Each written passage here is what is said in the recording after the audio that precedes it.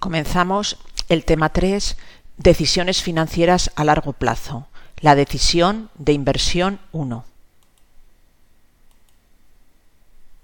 El objetivo de este tema es analizar a partir de ahora las decisiones financieras a largo plazo que debe tomar un gestor financiero. En particular, nos vamos a centrar en este tema 3 en la primera decisión, la decisión de inversión. Seguiremos también con esta misma decisión en el tema 4 y dedicaremos el tema 5 a las decisiones de financiación y dividendos. Es decir, el análisis de las decisiones financieras a largo plazo se realizará en 3 temas, tema 3, tema 4 y tema 5.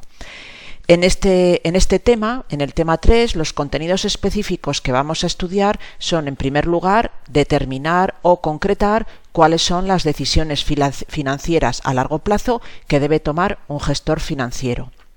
Vamos a concretar dentro de esas decisiones financieras a qué nos referimos cuando hablamos de la decisión de inversión en una empresa. Decisión de inversión que se va a referir a activos reales o lo que es activos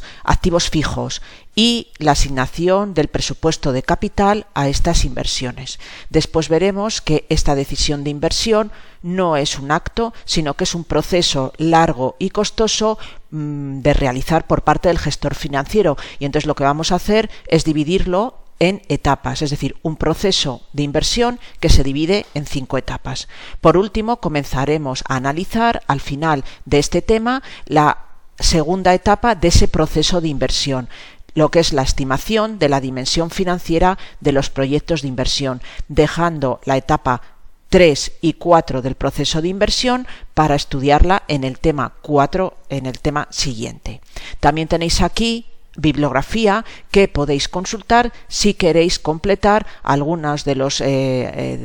temas o de las explicaciones que aparecen en estos vídeos. Comenzamos con el primer apartado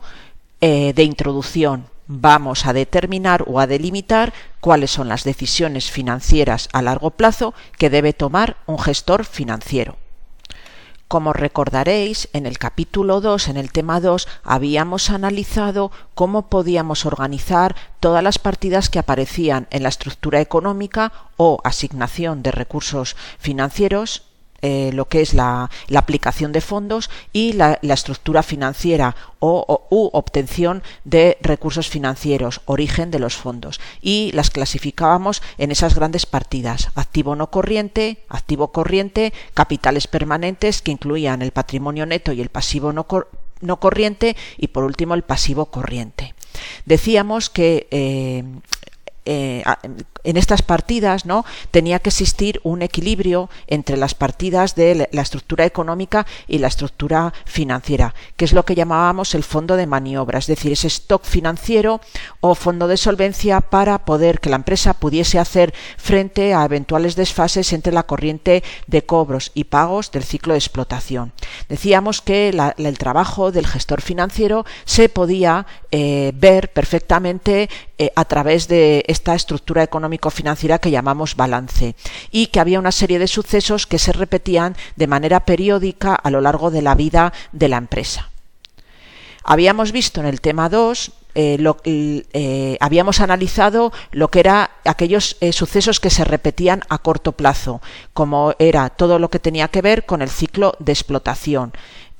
o ciclo a corto plazo, y que tenía que ver con las partidas de activo corriente y pasivo corriente. Hemos estudiado en el tema 2 la duración de ese ciclo de explotación, denominado periodo medio de maduración financiero, y concretábamos al final del tema 2 que el gestor financiero debería responder o dar respuesta a las decisiones relativas a la gestión de la tesorería, la gestión de los derechos de cobro clientes, la gestión de las obligaciones de pago de proveedores y la gestión de stocks. Ahora lo que nos queda es analizar El ciclo a largo plazo es decir, aquel que tiene que ver esas partidas que se repiten, esos sucesos que se repiten en la empresa de manera periódica, pero en un largo plazo, y que tienen que ver con el activo no corriente y capitales permanentes. Es decir, a partir de ahora nos tenemos que centrar en el estudio de las decisiones financieras que debe tomar un gestor, pero a largo plazo, que son decisiones relativas a la inversión productiva, es decir, decisiones relativas a las partidas de activo no corriente material e inmaterial, y también de su forma de financiación mediante capitales permanentes, es decir, patrimonio neto y pasivo no corriente. Esas tres decisiones, como veis, aparecen recogidas en el cuadro naranja. Son tres: la decisión de inversión, en la que nos centraremos en este tema, en el tema 3 y en el tema 4, y que está en la estructura económica. Veis, es una decisión relacionada con la estructura económica, con el activo no corriente, y después dejaremos el tema 5 para estudiar las decisiones relativas a la financiación a largo plazo o la decisión de dividendos. La diferencia entre la decisión de financiación y la decisión de dividendos, aunque lo analizaremos de manera detallada en el tema 5, deciros que cuando un gestor financiero se debe encargar de tomar la decisión de financiación, lo que nos estamos refiriendo es si va a decidir financiar sus inversiones vía fondos propios o vía fondos ajenos. Mientras que si hablamos de la decisión de dividendos,